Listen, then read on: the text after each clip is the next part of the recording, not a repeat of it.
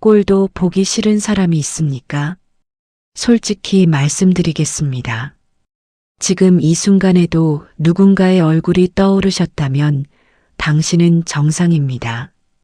문제가 있는 게 아닙니다. 오히려 살아있다는 증거입니다. 그런데 말입니다. 그 꼴 보기 싫은 사람 때문에 정작 고통받는 건 누굽니까? 그 사람입니까? 아닙니다.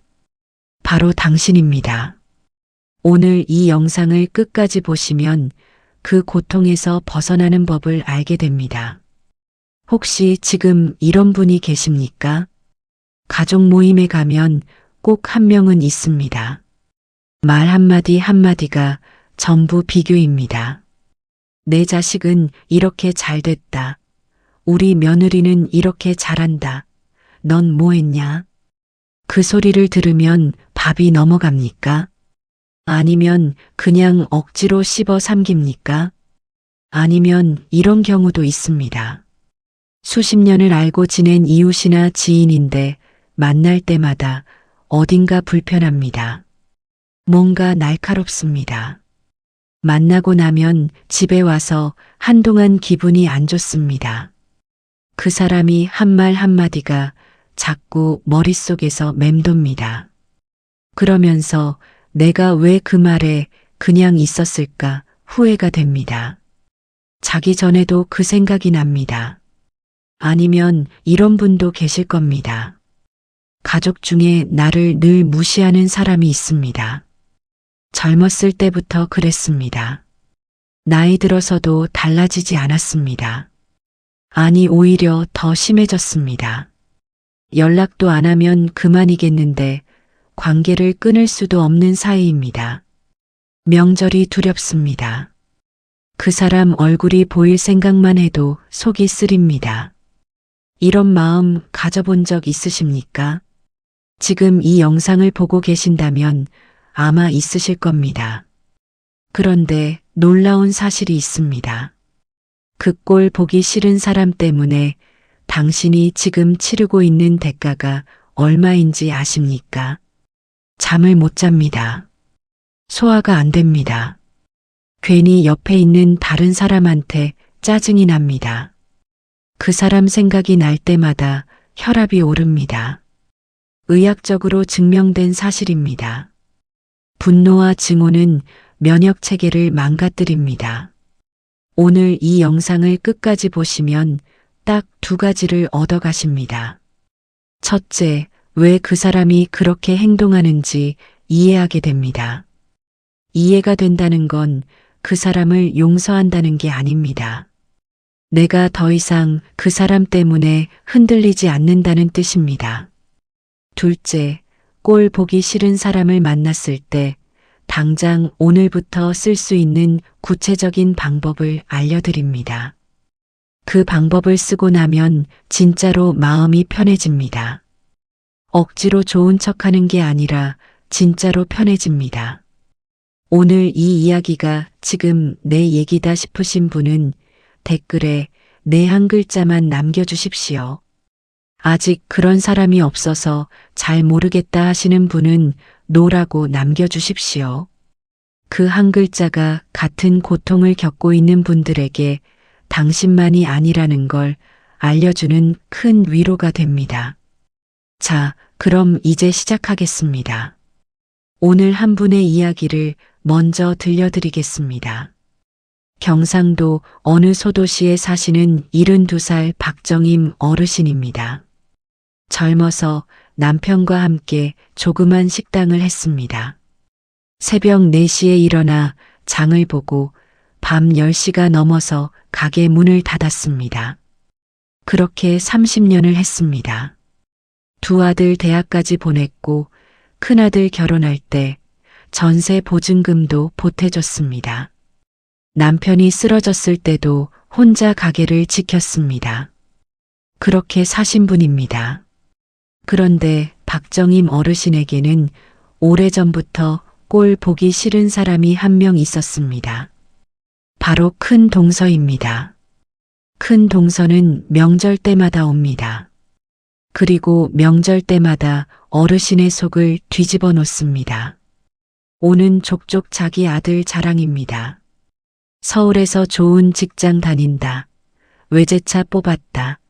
해외여행을 몇 번 갔다 왔다. 그 말들이 전부 어르신을 향한 비교였습니다. 어르신 작은 아들은 지방에서 중소기업 다닙니다. 차는 국산 중고차입니다. 큰 동서는 그걸 알면서도 그 앞에서 그런 말을 합니다. 처음에는 그냥 넘겼습니다. 저 사람이 원래 저러니까 하고 참았습니다.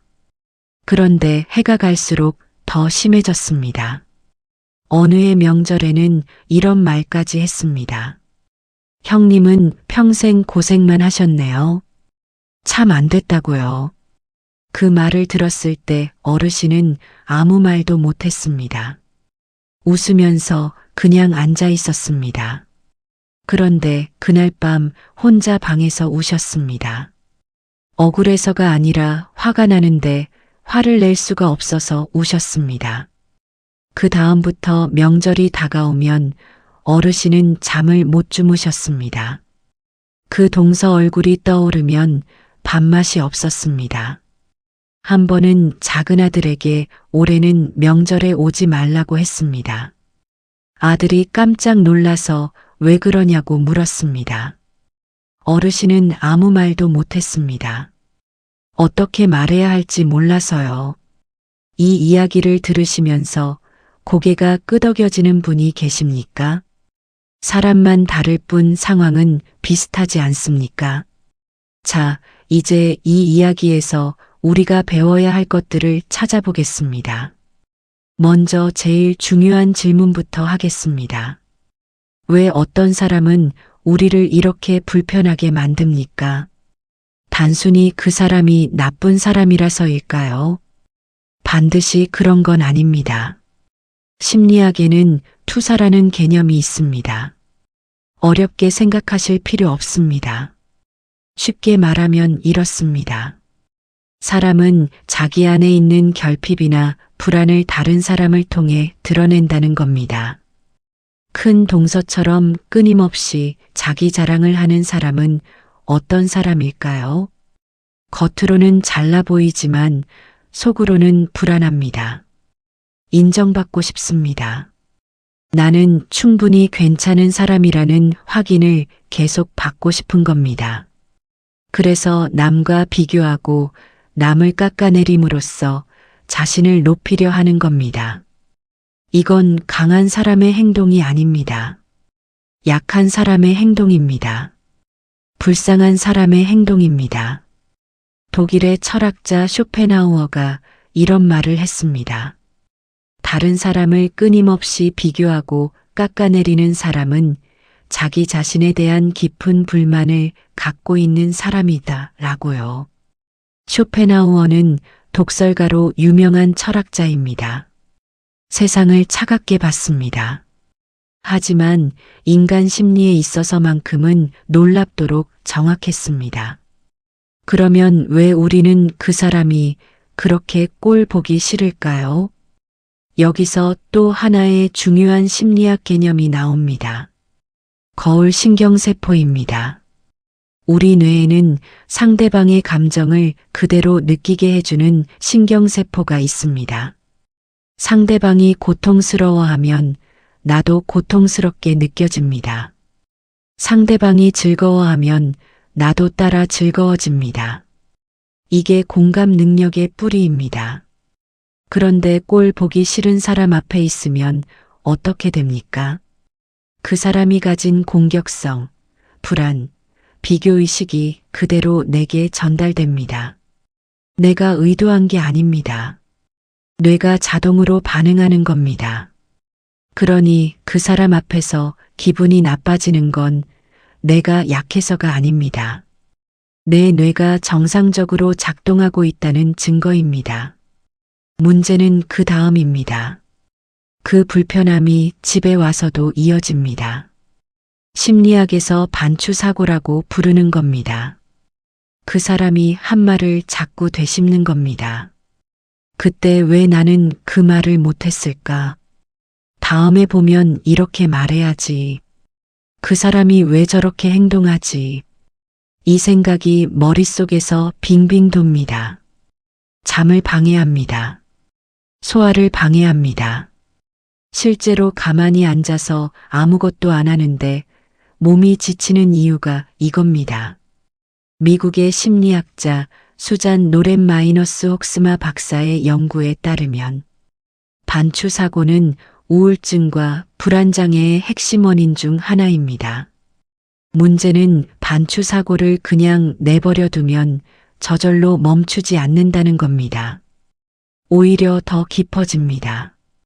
자, 그러면 이제 본론으로 들어가겠습니다.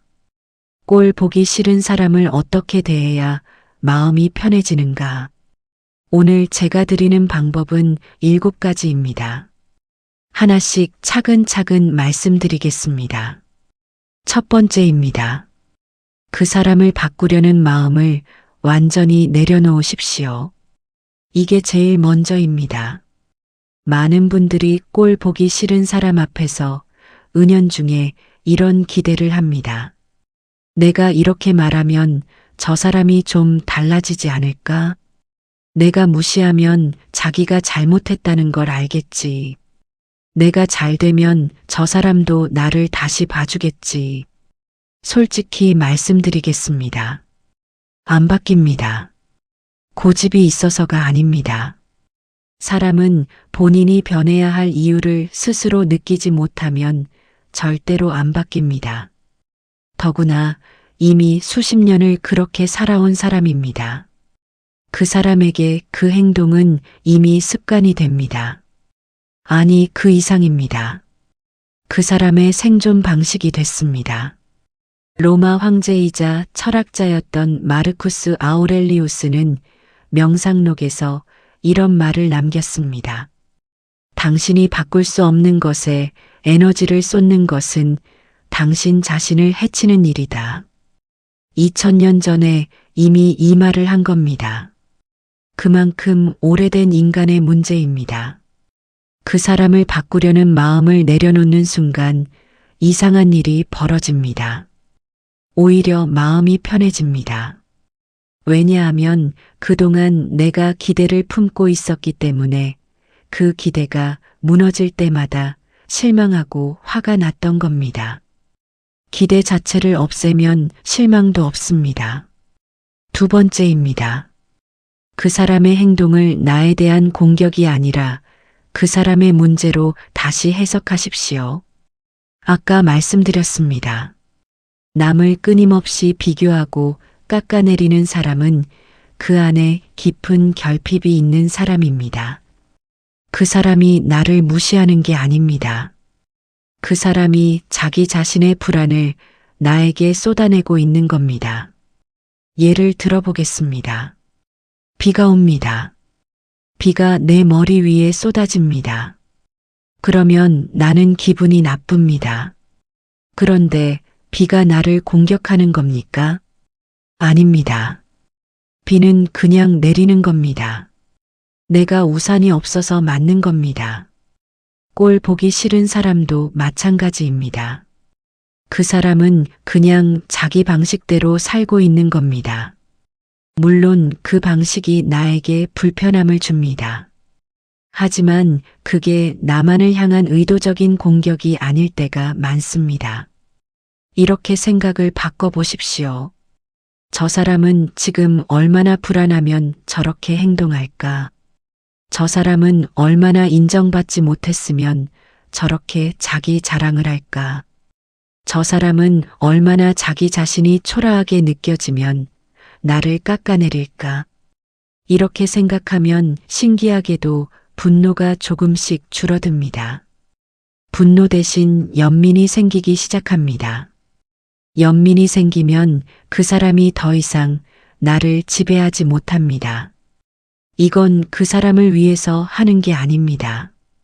나를 위해서 하는 겁니다. 세 번째입니다. 만남의 시간과 거리를 내가 먼저 조절하십시오. 꼴 보기 싫은 사람을 반드시 오래 봐야 할 의무는 없습니다. 가족이라도 그렇습니다. 명절 때 의무적으로 함께 해야 한다면 그 시간을 최대한 줄이십시오. 핑계를 대도 됩니다. 몸이 좀 안 좋다. 다른 약속이 있다. 일찍 가봐야 한다. 이게 거짓말이 아닙니다. 자기 보호입니다. 아리스토텔레스는 진정한 우정은 덕을 나누는 사이에서만 가능하다고 했습니다. 즉, 아무리 오래 알았어도 서로에게 해가 되는 관계는 진짜 관계가 아니라는 겁니다. 관계의 질이 관계의 양보다 훨씬 중요합니다. 그 사람과 접촉하는 시간이 줄어들면 자동으로 그 사람이 내 머릿속에서 차지하는 공간도 줄어듭니다. 당연한 이치입니다. 물리적인 거리가 심리적인 거리를 만듭니다. 네 번째입니다. 그 사람 앞에서 반응을 최소화하십시오. 꼴 보기 싫은 사람이 나를 불편하게 하는 가장 큰 이유 중 하나는 내가 반응을 보이기 때문입니다. 화가 난 표정을 짓거나 반박을 하거나 기분이 상한 티를 내면 그 사람은 어떻게 됩니까? 자기가 영향력을 행사하고 있다는 걸 확인합니다. 그러면 더합니다. 심리학에서 이걸 강화라고 합니다. 어떤 행동이 반응을 이끌어내면 그 행동은 반복됩니다. 상대가 긍정적인 반응을 보여도 강화되고 부정적인 반응을 보여도 강화됩니다. 중요한 건 반응이 있느냐 없느냐입니다. 그러니 어떻게 해야 합니까? 반응을 없애야 합니다. 표정을 바꾸지 마십시오.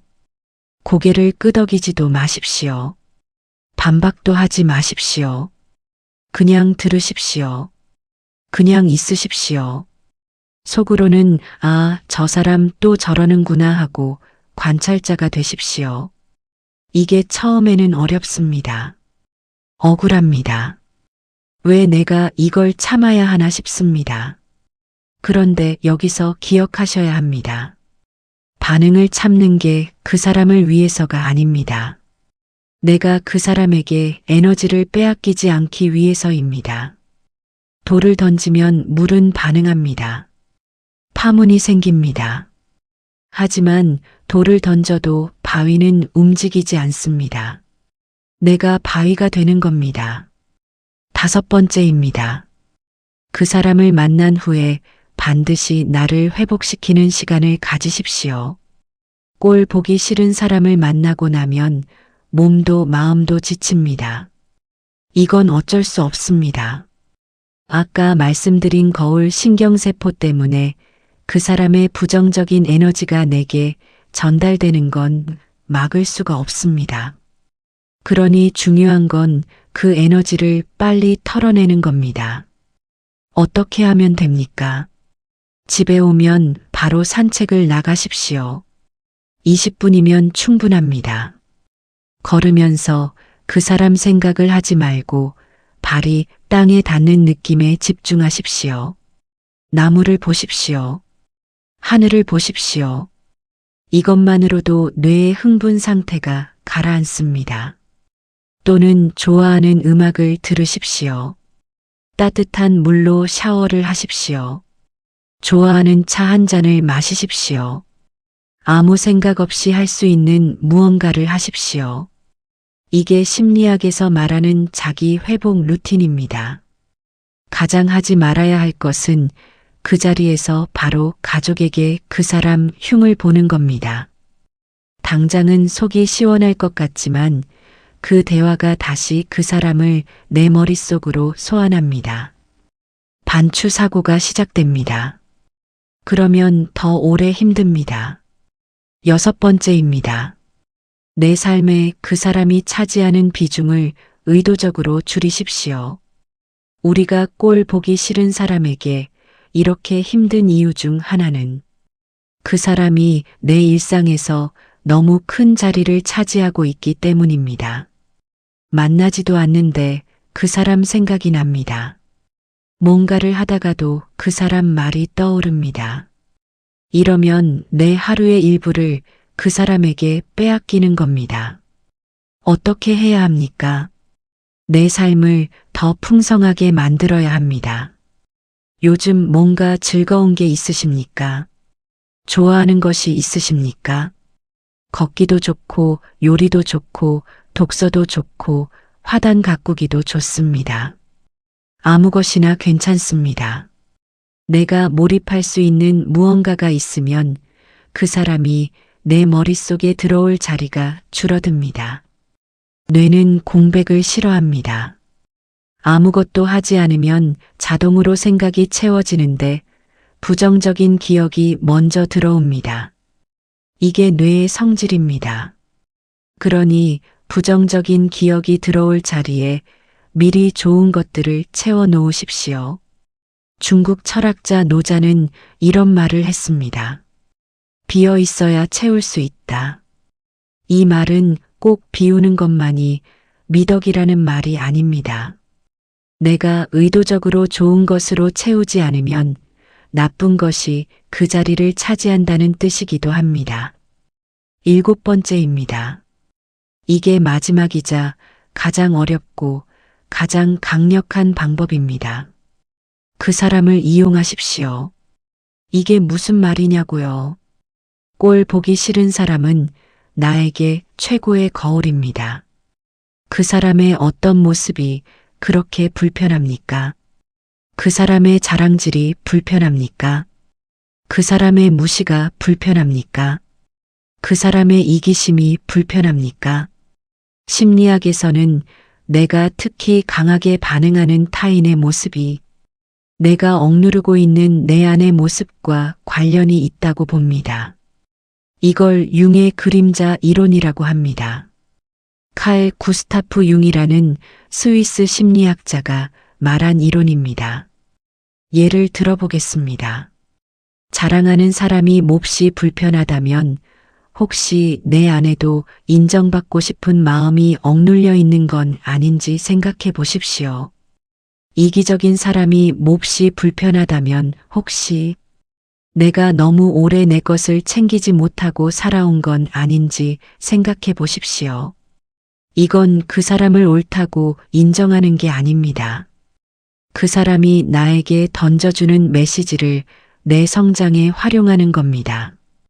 꼴 보기 싫은 사람이 나에게 이렇게 물어보는 겁니다. 당신은 어떻게 살고 싶습니까? 당신은 뭘 원합니까? 당신은 어떤 사람이 되고 싶습니까? 이 질문에 답을 할 수 있게 된다면 그 사람은 당신에게 엄청난 스승이 되는 겁니다. 실은 스승이지만 효과는 확실한 스승입니다. 자, 이제 박정임 어르신 이야기로 돌아가겠습니다. 어르신은 어느 날 딸에게서 이런 말을 들었습니다. 엄마, 왜 그 동서한테 그렇게 신경을 써요? 그 동서가 뭔데요? 어르신은 처음에는 딸의 말이 잘 이해가 안 됐습니다. 당연히 신경이 쓰이지 않습니까? 그런데 딸이 이런 말을 했습니다. 엄마가 그 동서 때문에 잠을 못 자고 밥맛이 없어진다는 게 말이 돼요? 그 동서는 집에서 잘 먹고 잘 자는데. 이 말이 어르신의 가슴에 박혔습니다. 그렇습니다. 그 동서는 어르신 때문에 잠을 못 자지 않았습니다. 그 동서는 어르신 때문에 밥을 못 먹지 않았습니다. 고통받는 건 어르신뿐이었습니다. 그날부터 어르신은 마음을 바꾸기 시작했습니다. 명절에 그 동서를 만나도 예전처럼 반응하지 않기로 했습니다. 그냥 들었습니다. 고개도 끄덕이지 않았습니다. 맞장구도 치지 않았습니다. 그냥 있었습니다. 처음엔 어색했습니다. 그런데 그 동서도 점점 말이 줄었습니다. 반응이 없으니까 재미가 없어진 겁니다. 그리고 명절이 끝나고 집에 돌아와서 어르신은 혼자 동네 한 바퀴를 걸었습니다. 걸으면서 하늘을 봤습니다. 가을 하늘이었습니다. 어르신이 나중에 이런 말씀을 하셨습니다. 그날 걸으면서 처음으로 그 동서가 불쌍하다는 생각이 들었다고요. 평생 그렇게 자기 자랑을 하면서 살아온 사람이 얼마나 외롭겠냐고. 그 생각이 드는 순간 가슴이 뚫리는 것 같았다고 하셨습니다. 이게 바로 제가 말씀드리고 싶은 겁니다. 꼴 보기 싫은 사람을 용서하는 게 아닙니다. 그 사람을 좋아하게 되는 게 아닙니다. 그 사람이 내 삶을 지배하는 걸 멈추게 하는 겁니다. 그 사람에게서 내 감정의 주도권을 되찾아오는 겁니다. 이제 정리를 해드리겠습니다. 오늘 말씀드린 7가지를 다시 한번 짚어드리겠습니다. 하나, 그 사람을 바꾸려는 마음을 내려놓으십시오. 둘, 그 사람의 행동을 나에 대한 공격이 아니라 그 사람의 문제로 해석하십시오. 셋, 만남의 시간과 거리를 내가 먼저 조절하십시오. 넷, 그 사람 앞에서 반응을 최소화하십시오. 다섯, 그 사람을 만난 후에 나를 회복시키는 시간을 가지십시오. 여섯, 내 삶의 즐거운 것들을 채워 그 사람이 차지하는 비중을 줄이십시오. 일곱, 그 사람을 내 성장의 거울로 이용하십시오. 이 7가지 중에 하나만 골라서 내일부터 시작해 보십시오. 한 번에 다 하려고 하지 마십시오. 그러면 아무것도 못합니다. 딱 하나만 하십시오. 제일 쉬운 것부터 하십시오. 아마 5번째가 제일 쉬울 겁니다.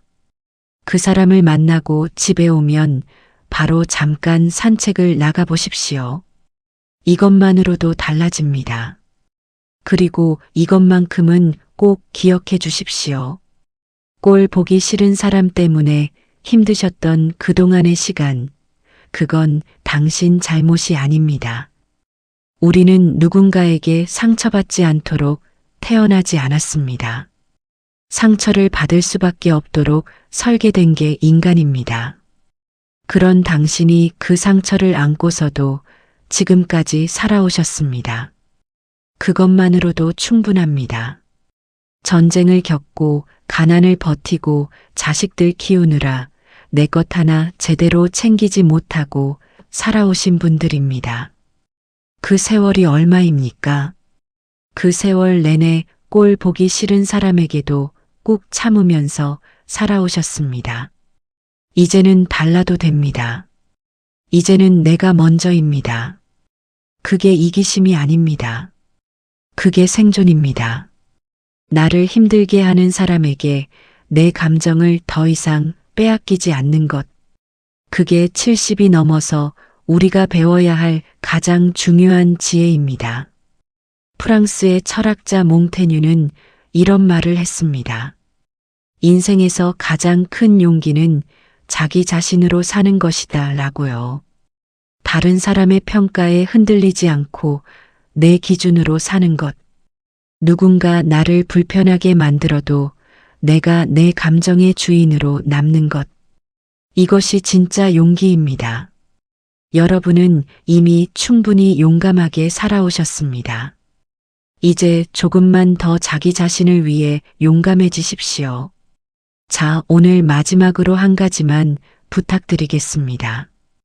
오늘 말씀드린 7가지 방법 중에서 내일 당장 실천해 보고 싶다는 것이 있으시면 그 번호를 댓글에 적어 주십시오.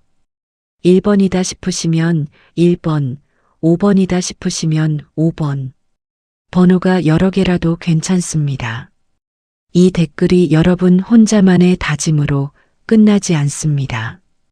똑같이 힘든 시간을 보내고 있는 다른 분들이 그 숫자를 보고 나만이 아니구나 하고 위로를 받습니다. 당신의 댓글 하나가 누군가의 하루를 바꿔줄 수 있습니다. 구독도 눌러주십시오. 좋아요도 눌러주십시오. 이 영상이 더 많은 분들에게 닿을 수 있도록 도와주십시오. 다음 영상에서 또 뵙겠습니다. 오늘도 건강하십시오.